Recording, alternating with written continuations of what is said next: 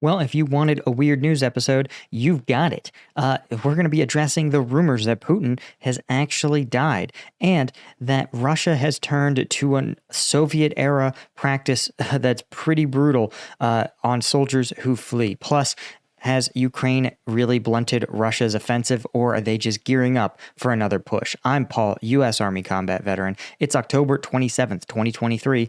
This is your daily Ukraine update. Let's get into it. Okay, first, taking a look at the control map, there's been really two changes that are worth noting.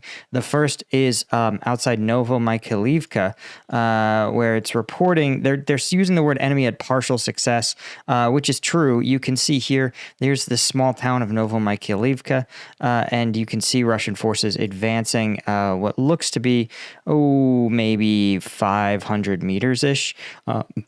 Into seizing control of this small windbreak formation here. You can see they've still got to cross a lot of open ground to get to Novomykhailivka. It doesn't necessarily indicate, I think, anything larger. It's obviously not really a part of their offensive efforts in Avdiivka. So the net effects are probably limited. I would say, in my assessment, this is probably more a reflection of just Russian forces taking advantage of Ukrainian forces who are distracted. It's also possible some Ukrainian forces may have been diverted to shore up Avdiivka. But I really wouldn't put too much weight on this. Again, it could even be a defense in depth by Ukrainian troops in this Novomykhailivka who are banking on Russian troops exposing themselves to try to push into these subsequent locations, especially given the fact that they have to push through open terrain, which is really, in this war, open terrain is a shooting gallery for the troops on defense. The other spot, let's see here, there we go, and Dibrova, which is outside, which is in the Kharkiv region near the Crimea-Lyman axis. But you can see here, again, Ukrainian forces being pushed back a few 100 meters, maybe 200-300 meters, doesn't necessarily mean actual Russian forces have seized control, just means the depth of the fighting has increased somewhat. So I really wouldn't put a ton of weight into any of this.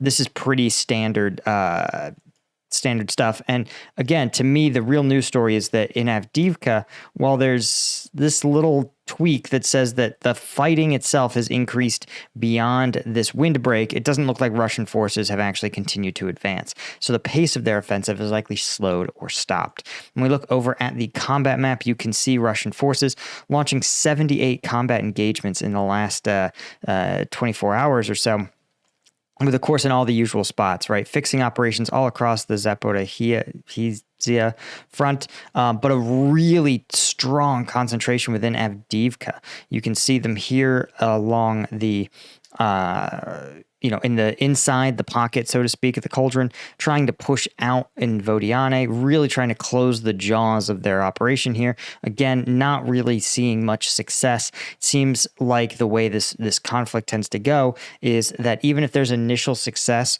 other forces will bring, Ukraine will deploy its reserves, its reinforcements. It will reinforce this region where Russia's already taken a lot of losses. And it seems like probably this reinforced Avdiivka perimeter seems like it's much more likely to hold, at least in my assessment. You also, of course, have Bakhmut, where Russian forces, again, trying to push back in Klachivka and Drivka, the city center, and near the Burkiva Reservoir. All very standard stuff for Russian offensive actions. But there's more and weirder stuff here to talk about. But you guys know, if you've been in a gas station at all, you know that energy drinks are like $5 a pop now. And they were expensive even when I was in the military and I was drinking energy drinks all the time. So I finally have designed a product that is a great energy drink alternative. This is Strike Gum, 0 calories, 0 sugar, 5 calories, 90 milligrams of caffeine in every piece, 100 milligrams of alpha GPC. So each one of these little pieces packs the same caffeine punch as an energy drink, but in a refreshing mint flavor. So, and we've got the trays are on sale at strikegum.com. So literally a tray is the equivalent of like 75 energy drinks at a cost of 60 cents or something, or 70 cents a piece. Just if you're someone who's an energy drink guy and you're looking for a portable, no nonsense alternative that isn't loaded with sugar or caffeine, Strike Gum is what you want. So check us out at strikegum.com. Plus 50% of the profits from this first production run are going to support charities who in Ukraine that benefit civilians who've been injured or displaced in the conflict. Okay, let's talk about the story, the rumor mill. You know I'm here for it. The rumor, well, the Kremlin came out and said that Putin is in fact not dead. Kremlin, right, issued an extraordinary denial to the lies that Putin, 71, passed away in his luxury Valdai Forest Palace. So the claims from a Telegram account,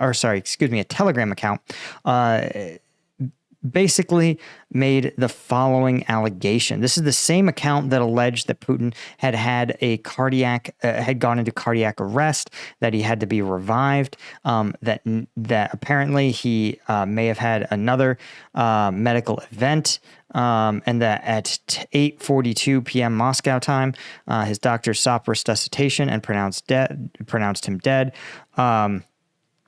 They say, quote, now doctors are blocked in the room with Putin's body, and they're being held by members of the Presidential Security Service on the orders of Dmitry Kochev, the guard of the Federal Security, or the director of the Federal Guard Service, who in turn gets his directions from the Secretary of the Security Council of the Russian Federation.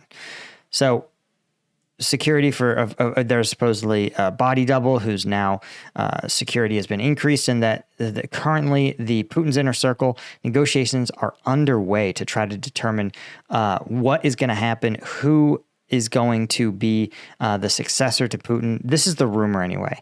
Now, I want to point out that, yes, there's been a lot of fairly credible predictions of Putin's demise, but bear in mind, right, there's a Wikipedia article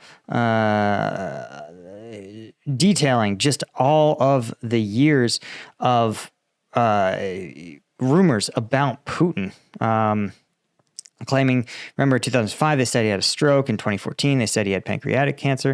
In 2015, they said he had complications from a cosmetic surgery. 2015, 2017, 2020, 2022, 2022, and then here in 2023, another example.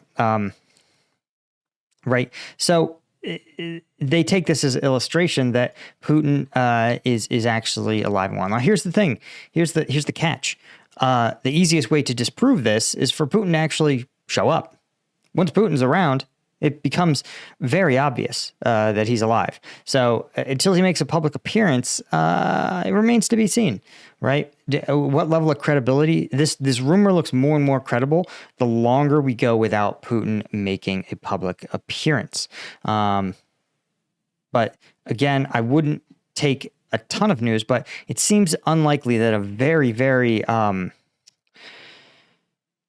dramatic claim by an account is going to then follow it up with another more dramatic claim, unless, of course, this was, it's possible. But again, the easiest way to disprove it is to get Putin in front of a camera, and he hasn't. So until he does that, we may have to think that this might just be credible.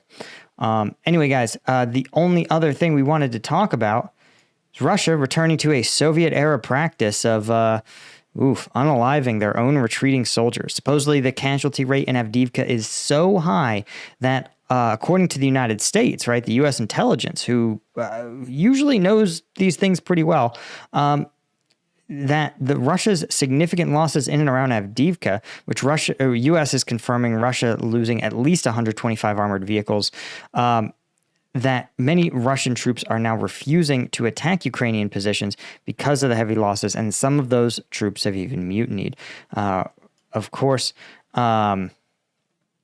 Russia in turn may be invoking a Soviet-era policy that says you either attack the enemy or